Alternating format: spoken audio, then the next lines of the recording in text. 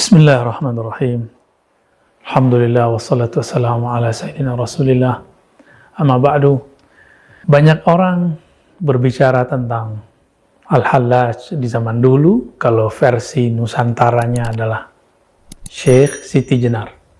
Namanya agak sedikit menggelikan karena laki-laki kok disebut Siti ya.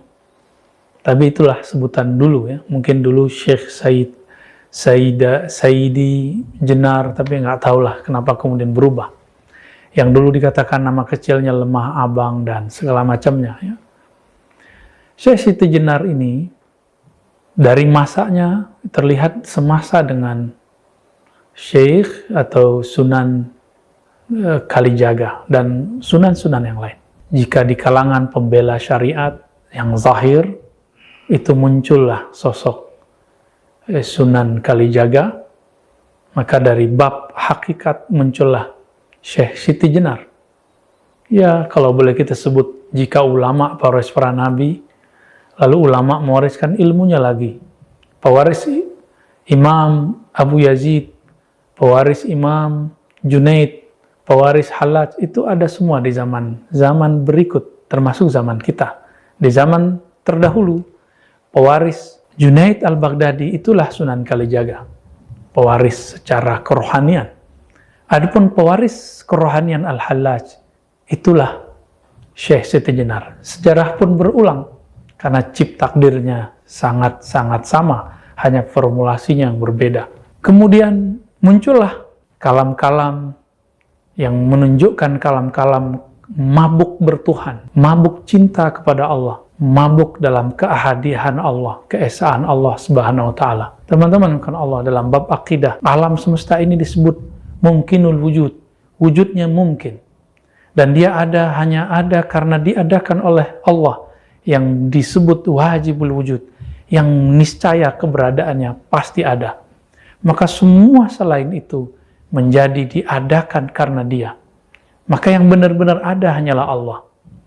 Inilah yang disebut oleh pendahulu imam wujudiyah, namanya Imam Ibn Arabi dengan Al-Wujud Al-Mutlaq. Al-Wujud Al-Mutlaq ini, jika seseorang memahaminya dengan jalur kerohanian seperti Al-Hallaj dan Syekh Siti Jenar, maka yang terjadi, tidak ada kata aku, tidak ada alam, yang ada hanya Allah, Sang Pencipta.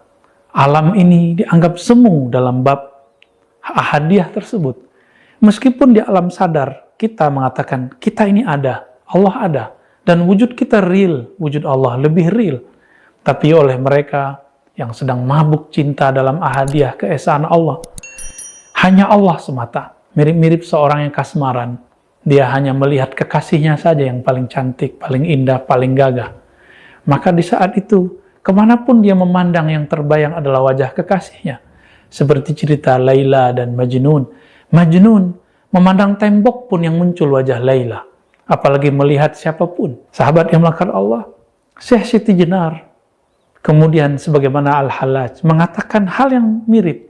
Mengatakan, jika Al-Hallaj mengatakan, di dalam jubahku adalah Allah, tiada kecuali Allah, maka Syekh Siti Jenar lebih dahsyat lagi. Di dalam dirinya hanya Allah. Wujudku adalah wujud Allah. Itulah Syekh Siti Jenar. Inilah cerita awal kenapa muncul satu zikir, satu wirid yang disalahgunakan oleh orang kebatinan. Wujud ingsun atau zat ingsun, zat Allah. Sifat ingsun, sifat Allah. Nama ingsun, nama Allah.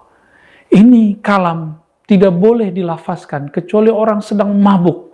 Orang mabuk tidak dikenakan hukum syariat karena dia mabuk sampai kesadaran dia kembali. Tapi beberapa orang-orang yang melanggar kaedah ini, melanggar dharma, kaedah seorang pezikir perindu kepada Allah, dia membacanya sebelum dosis itu dibolehkan kepadanya.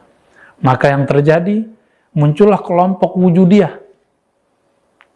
Di tahun 1400-an, 1500-an, 1600-an, 1700-an, itu kemudian terjadi pergolakan dahsyat di Nusantara.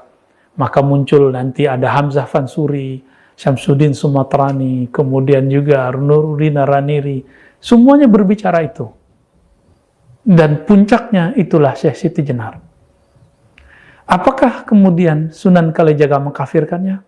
Kita belum menemukan satu nas, satu teks, satu riwayat dalam kitab-kitab baik yang berbahasa Pegon ataupun bahasa yang aksaranya Hanacaraka yang sampai kepada kita bahwa Sunan Kalijaga mengkafirkannya. Tidak. Tapi seperti dulu Imam Al-Junaid mengatakan kepada Hallaj, wahai Hallaj, ya Aba Mansur, la yaqta'uka ila dam.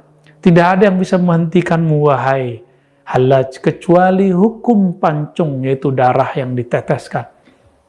Dan itu sangat mengerikan sekali. Ajaran ini belakangan dibahasakan secara lokal. Disebut dengan ahadiyah itu manunggaling. Manunggaling keesaan Allah, kesatuan Allah. Ya. Tidak ada yang bersatu, hamba tidak bersatu dengan Allah. Kenapa? Hamba dianggap tidak ada. Maka manunggaling jangan diartikan Syekh Siti Jenar bersatu dengan Allah. Kenapa? Yang wujud cuma Allah. Syekh Siti Jenar hanya bayang-bayang. Tapi orang-orang yang kemudian lancang menerjemahkan ajaran Syekh Siti Jenar, kemudian mengatakan Syekh Siti Jenar mengajarkan persatuan dengan Allah. Wallahi iyyakum bihi. Syekh Siti Jenar Al-Hallaj tidak pernah mengatakan itu. Tapi mereka sedang mabuk dan mereka mengatakan hanya ada wujud tunggal. Itulah manunggaling. Kaulo Gusti, ketika mereka merasakan bahwa diri mereka tiada di hadapan Allah, seperti seorang guru tidak memandang dirinya punya derajat keilmuan di hadapan gurunya. Kenapa seorang Syekh Siti Jenar tidak boleh merasakan dirinya tiada di hadapan ilahi? Maka teman-teman sahabat akan Allah, jika Imam Bukhari dulu mengatakan, mastasghartu nafsi ila ala Ali Ibn al-Madini. Aku tidak pernah merasa kecil. Aku tidak pernah merasa lebur. Kecuali di hadapan Ibn al-Madini. Kenapa Syekh Siti Jenar tidak boleh mengatakan itu? Kenapa Al-Hallaj kita larang mengatakan ma fi jubbati ilallah? Kan dia sedang mabuk asik dengan kekasihnya. Kita belum sampai kepada kerinduan itu. Kenapa kita salahkan orang yang merindu? Maka sahabat-sahabat yang menekan Allah, mari berhusnuzan. Apa yang terjadi di zaman mereka, itu sunatullah. Secara hukum fikih, betul, pelakunya harus ditanya, dieksekusi. Jika terbukti kemudian ada hal yang berbahaya, mungkin seorang hakim qadhi mengatakan, kamu dipenggal. Tapi sekarang ilmu itu sudah dibuka. Apakah kita masih salah faham lagi? Maka benarlah Imam Ghazali.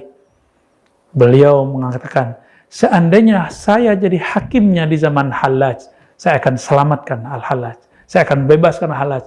Maka kami pun, jika pantas mengatakan itu, akan mengatakan yang sama.